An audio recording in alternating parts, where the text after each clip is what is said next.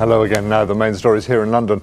A gun amnesty has begun for the first time in the capital in 6 years. The Met Police's surrender scheme will run for 2 weeks and allows people to hand firearms and ammunition in anonymously without fear of prosecution. Officers particularly want to reach people who might have antique weapons in their homes. People will have firearms at home in their home address. They'll have them in the loft, they'll have them handed down through generations, they'll have them on the wall as ornaments or curiosities. What we're asking is those people to review their situation, and we're going to give them an opportunity now to hand them in. And if one member of the public just hands in one firearm and stops it getting into the wrong hands, then in my view that's a success. The London North West NHS Trust had the country's worst A&E waiting times for 2 weeks running in October.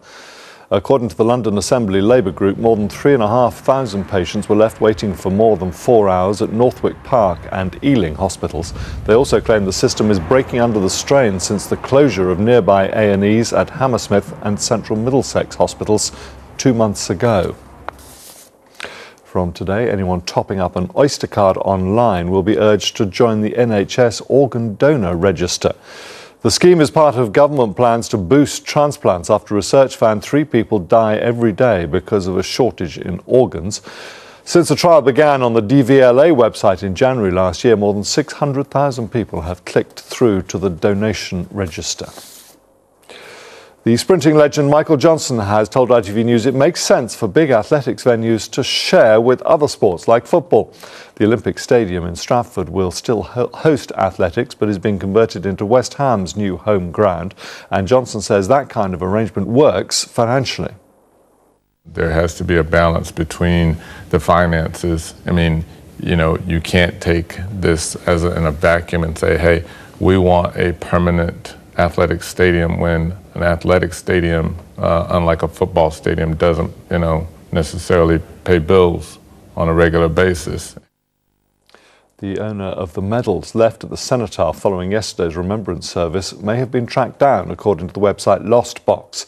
The medals were found by a member of the Royal Navy who then set up an online campaign to reunite them with their owner.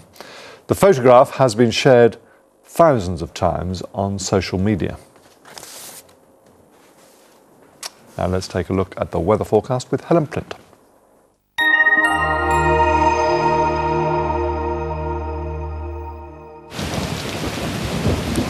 The seasons make our soups. New Covent Garden Soup sponsors the ITV London weekday weather.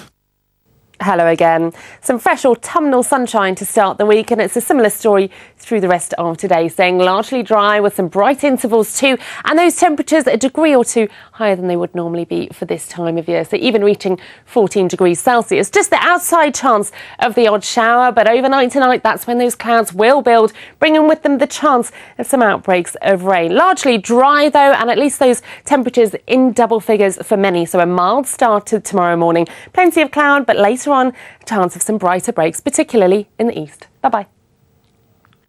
New Covent Garden Soup sponsors the ITV London weekday weather. That's all from us for now. We'll be back at 6. Until then, have a very good afternoon. Goodbye.